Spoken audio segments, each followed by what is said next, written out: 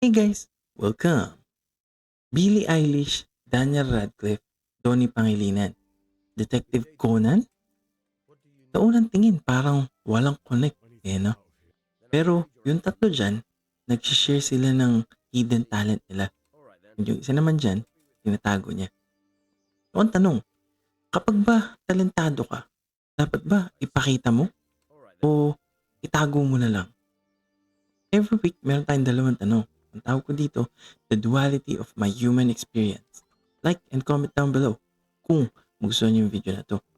Pinihintay natin. Let's go! So, kita nyo naman sa thumbnail natin ngayong week. Sina Billie Eilish, sina Daniel Radcliffe, at si Donnie Pangilinan sa isang side na nagpapakita ng hidden talent nila gamit ang dila at bibig. Si Billie Eilish, kaya niya magsubo ng gitara, di ba? Tapos yung dalawa naman, si Donnie at si Radcliffe, kaya nilang i-bend yung dila nila. At yung isang side naman natin, si Detective Conan. Mamamaya na natin pag-usapan si Detective Conan, no? Dito muna tayo sa tatlong celebrities natin.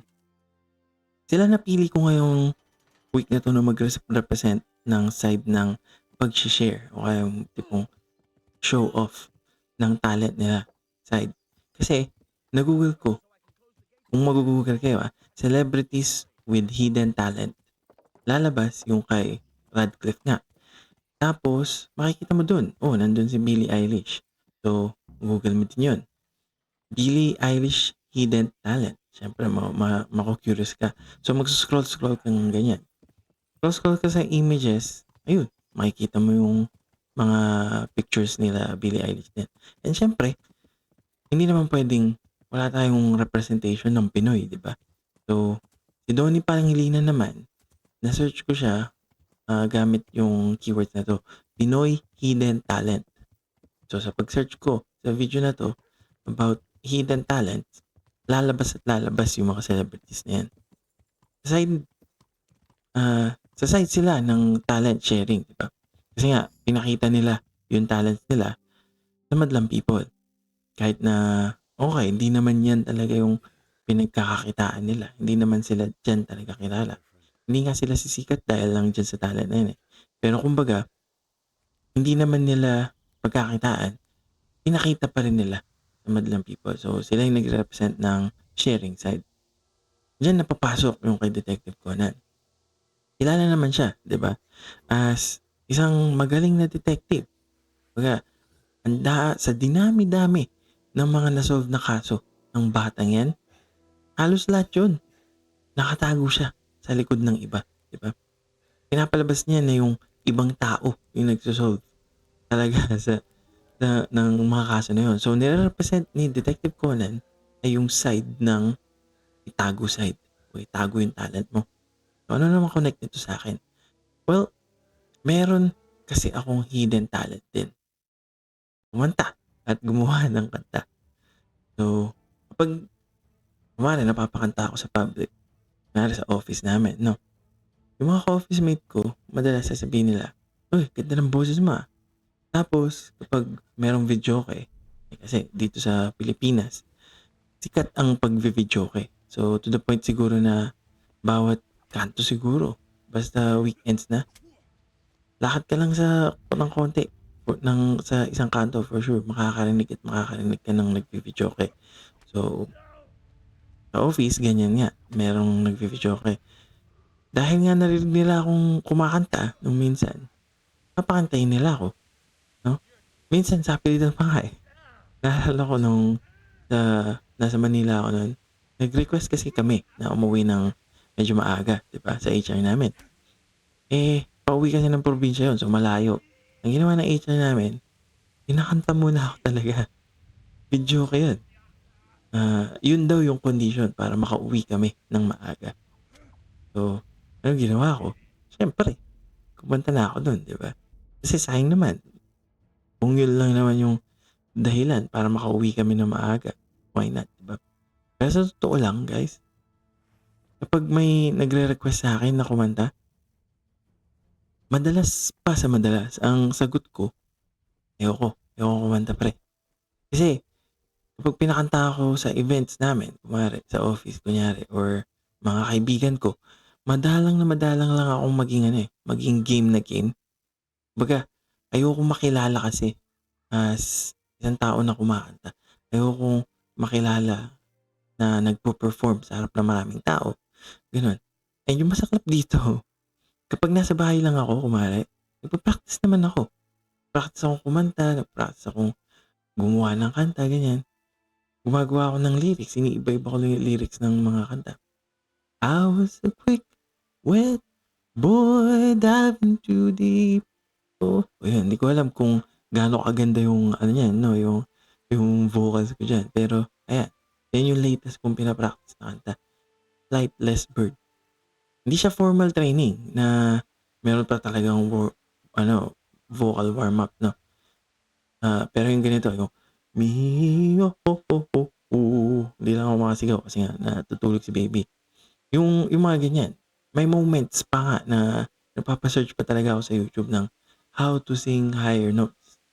Lalo na nung na-discover ko yung ano, yung kanta ni Bruno Mars na Die With A Smile, sabi ko, "Eh, ang taas nun," 'di ba? So, nag-search ako, YouTube, paano maabot yun? Hanggang ngayon, hindi ko pa inabot. Pero tinry ko pa rin. Tina-try ko pa rin, kumakanta pa rin ako, sa bahay lang, 'pag nasa bahay lang. Kahit na nagpu-puke ako, tina-try ko pa ring abutin. Sa totoo lang mukhang nag-e-enjoy akong kumanta, eh. Tsaka yung iniiba-iba yung lyrics, tsaka gumagawa ng minsan gumagawa akong lyrics or gumagawa akong kanta to the point na nagpa-practice pa talaga ako. Pero kapag pinakanta naman ako, hindi. Hindi naman ako hindi naman hindi ako pumapayag. Hindi naman sa nahihiya lang ako, eh. Kumbaga may moment siguro na okey, yun yung rason ko, nahihiya ako. Pero madalas talaga ayoko. Ayoko lang nasa akin yung atensyon. Ayokong maraming nakakakita sa'kin. Kasi dati meron kaming banda nung high school. Ang tawag sa'min 2C, so Second Chance, 'di ba? Sikat kasi yung mga Battle of the Bands nung mga panahon na yun. So, mga 2000 siguro, ganyan. Ang lugar ko dun backup singer, tsaka gitara. So, hindi ko man naisip na mag-frontman kahit kunwari hindi available yung main singer namin. Hindi ko maisip na hindi ako magpapresenta na ako muna, sige ako muna yung sasalo sa kanya. Ngayon, sa totoo lang hinahanap ko pa yung pinakarason bakit ayokong mag-share ng talent ko na sa pagkanta. Pero meron akong nararamdaman, eh, na malalim siya, malalim yung paghindi ko. Hindi ko pa lang alam kung ano yung rason ng paghindi ko, pero feeling ko malalim siya. And kung ita-try ko talaga sigurong tingnan, titingnan ko yung childhood ko, 'di ba? Yung mga baka meron akong childhood trauma siguro, mga gano'n, 'di ba, na yun yung dahilan kung bakit ako ayaw nasa harap.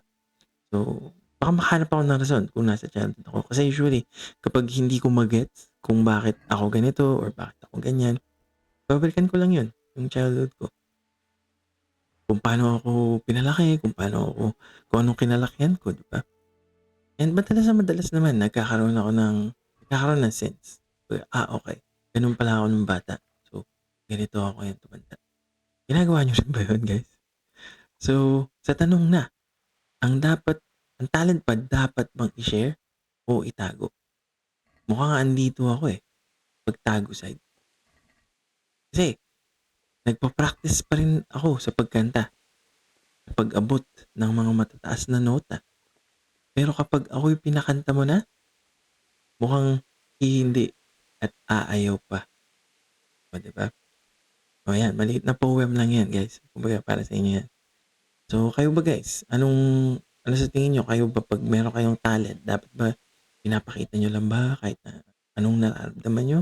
O baka tulad niyo ako na nagpa-practice, practice ng practice pero ayaw naman mag-share. So, pag-usapan natin sa comment down below.